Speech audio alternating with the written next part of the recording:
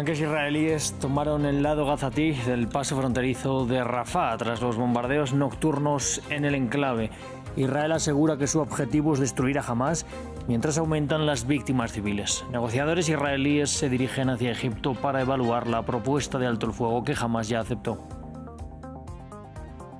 La actriz porno Stormy Daniels, quien supuestamente tuvo una aventura con el candidato Donald Trump, declaró en el juicio penal contra el exmandatario. Es la primera vez que la prensa ve al político y a la actriz en una misma sala. Tenemos reporte desde Nueva York. Y Vladimir Putin tomó posesión en Moscú para un nuevo periodo presidencial de 6 años sin la presencia de líderes occidentales. Pese a las ausencias, el jefe del Kremlin ofreció un diálogo en materia de seguridad al tiempo que defendió la necesidad de un nuevo orden mundial. Bienvenidos a un nuevo informativo de France 24. Yo soy Rodrigo Sedano y es un placer estar con todos ustedes. Vamos a abrir este informativo en Gaza. La bandera israelí ondea ya sobre el lado palestino del paso fronterizo de Rafah, el principal acceso de ayuda humanitaria a la franja. Esto como culmen de un primer internamiento terrestre en Rafah que Israel justifica por el supuesto uso del paso por parte de Hamás. Un hecho que sucede mientras se espera aún la operación a gran escala contra la que han advertido los socios de Benjamin Netanyahu. Entre tanto, en la noche los intensos bombardeos sobre la ciudad se han saldado con al menos 18 muertos. El primer ministro israelí confirmó que un equipo de negociadores viajará próximamente a El Cairo luego de rechazar la proposición de tregua de Egipto y Qatar que jamás aceptó. El gabinete de guerra decidió unánimemente que Israel continuará su operación en Rafah para ejercer presión militar sobre Hamás, para que libere a los rehenes y logre todos los objetivos de la guerra, a pesar de la grandilocuencia de Hamás. La propuesta de Hamás está lejos de las demandas centrales de Israel. Sin embargo, Israel enviará una delegación de alto rango a Egipto para maximizar cualquier posibilidad de llegar a un acuerdo en términos aceptables para Israel. Las autoridades de varias agencias de la ONU denunciaron la decisión de las autoridades israelíes de internarse en Rafah. Explicaron que es el principal ingreso de suministros y, sobre todo, combustible, lo que permite la operatividad de sus trabajadores. Patricio Peralta con el informe. La operación humanitaria en Gaza al borde del colapso. El poco combustible que ingresa a la franja impide el trabajo de las agencias y el personal de apoyo. El portavoz de la Oficina de Asuntos Humanitarios de la ONU alertó que tienen las horas contadas. Nos han dicho que hay un margen muy corto, de alrededor de un día de combustible disponible, principalmente diésel para hacer funcionar los camiones y los generadores. La incursión de Israel en Rafah complica aún más el trabajo de las agencias, debido al cierre del paso fronterizo con Egipto, por donde ingresaba la mayor cantidad de suministros y combustible. Israel ha dicho que abre el paso de Erez, al norte del enclave palestino, para continuar con la entrega de ayuda. Pero para llegar desde Rafah al sur, los trabajadores humanitarios se ven obligados a atravesar una zona de guerra sin garantías de sobrevivir. Y alertan que podría ser un crimen de guerra. El derecho humanitario garantiza la seguridad y el acceso de estas personas a la atención médica, a una alimentación adecuada, agua potable y saneamiento. El incumplimiento de estas obligaciones puede equivaler a un desplazamiento forzado, que es un crimen de guerra.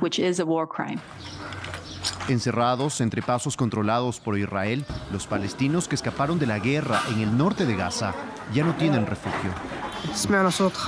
Estábamos durmiendo en casa, mi madre, yo y mis hermanos y hermana, y de repente estábamos cubiertos de polvo por un ataque sin previo aviso. La familia de Yamal no podrá obtener apoyo inmediato. Israel bloqueó todos los ingresos de ayuda desde el sur. Ahora buscan vida entre los escombros o alguna pertenencia para sobrevivir. Los campamentos estudiantiles a favor de Palestina que comenzaron en Estados Unidos, donde ya ha habido más de 2.000 detenidos, siguen extendiéndose por diferentes universidades del mundo.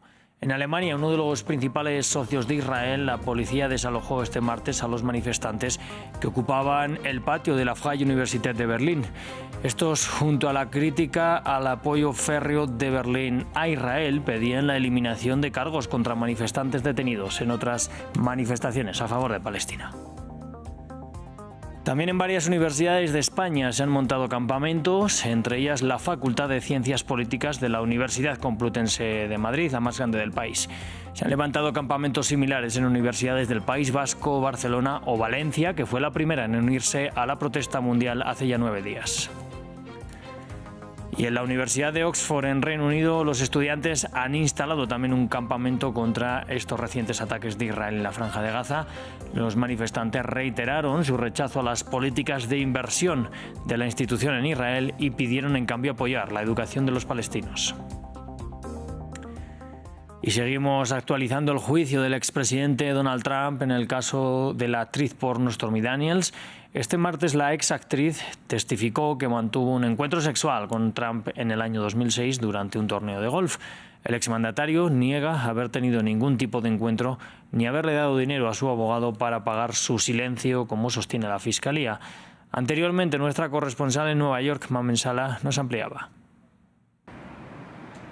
Sí, pues de momento esas declaraciones continúan a estas horas, no sabemos cuánto más se alargarán, pero lo que sí sabemos es que nadie estaba al corriente en la opinión pública, en los medios de comunicación, que hoy iba a subir al estrado Stormy Daniels. Ha sido a través de una publicación en la red social Truth Social que ha hecho esta mañana el exmandatario Donald Trump, quejándose de esta declaración, que se ha podido saber esa noticia enseguida le ha borrado, porque no olvidemos que Donald Trump ya ha sido amonestado varias veces por el juez por insultar o por criticar este proceso. La exactriz ha comenzado explicando un poco cómo ha sido su trayectoria profesional, cómo llegó a convertirse en una actriz porno. Ha explicado también cómo conoció a Donald Trump durante un torneo de golf, cómo se citaron en una habitación de hotel, cómo el contacto entre ambos fue precisamente el guardaespaldas de Donald Trump. Ha dicho que cuando llegó a la habitación, Donald Trump le dijo que si podían hablar durante un rato. Cuando entró en el baño y volvió a salir, se encontró a Donald Trump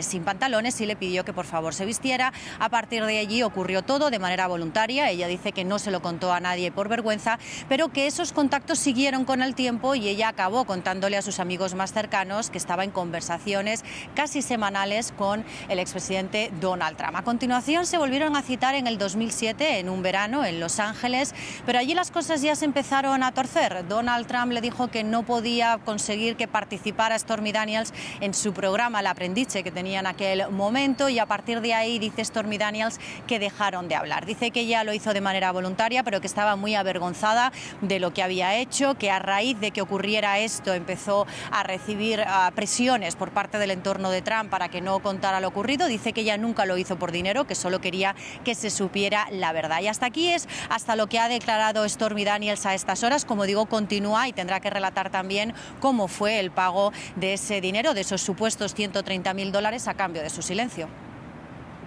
Y este martes Vladimir Putin asumió su quinto mandato como presidente de Rusia tras la victoria electoral del pasado mes de marzo. Resultados que algunos países occidentales han cuestionado. En su mensaje a la nación, Putin propuso un nuevo orden mundial en medio de la tensión con Occidente por más de 2 años de guerra en Ucrania. También defendió sus políticas internas. El informe es de Samuel Salgado. Las puertas del Gran Palacio del Kremlin se abren por quinta vez para Vladimir Vladimirovich Putin.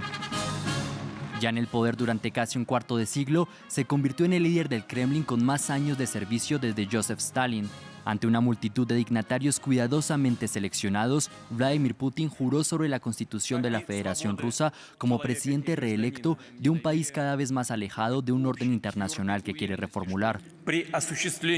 Juro respetar y proteger los derechos y libertades del hombre y del ciudadano. Derechos y libertades restringidos para la oposición y la prensa, según el alto comisionado de la ONU para los Derechos Humanos. Reporteros Sin Fronteras denuncia que desde la invasión rusa a gran escala de Ucrania en febrero de 2022, casi todos los medios independientes han sido prohibidos, bloqueados o declarados agentes extranjeros. Es importante para nosotros recordar y aprender las lecciones de la historia. No olvidamos el trágico costo de la agitación y las conmociones internas. Pero Putin no solo quiere asegurar el control interno, también más allá de sus fronteras. No rechazamos el diálogo con los países occidentales. La elección es de ellos. Si tienen la intención de continuar tratando de frenar el desarrollo de Rusia, continuar con una política de agresión, presión continua sobre nuestro país durante años o buscar un camino hacia la cooperación y la paz. Tras más de 2 años de guerra en Ucrania, las relaciones entre la OTAN y Rusia empeoran. Francia, Reino Unido, Dinamarca y Alemania son los flancos más recientes que desafían a Putin. El presidente ruso impone su arquitectura del poder político, cultural y religioso. como aquí en la Iglesia Ortodoxa rusa. Su líder, el patriarca Kirill, ha sido un gran defensor de la invasión a Ucrania.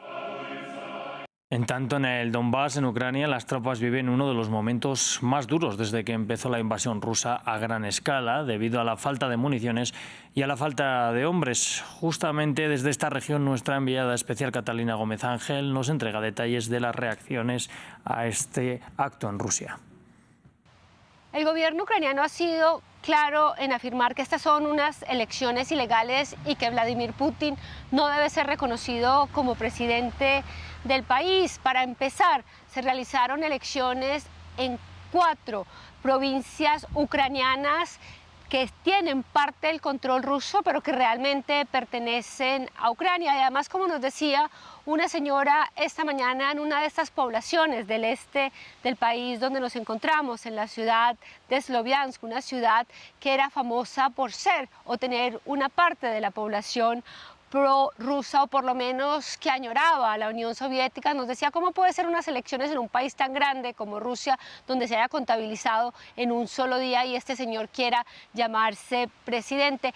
Esta fue una opinión que oímos en bastantes partes, no solamente en Sloviansk, también preguntábamos en Kramatorsk, y es interesante porque, como decía anteriormente, ha sido señalada esta región como tener esa añoranza, incluso esa cercanía a Rusia. Sin embargo, hemos hablado con un par de analistas que nos han dicho que esa tendencia ha ido cambiando enormemente desde el 2022, desde esta invasión a gran escala, que siguen habiendo personas que añoran esos momentos de esa Unión Soviética que incluso ya obviamente no existe, y también añoran lo que fueron sus tiempos de juventud. Sin embargo, la mayoría de la población que permanece en esta región comparte esa opinión del gobierno de que estas no fueron unas elecciones legítimas, y también aseguran que no reconocen a Putin como su presidente. Esta es una provincia de las que realmente también se realizaron elecciones,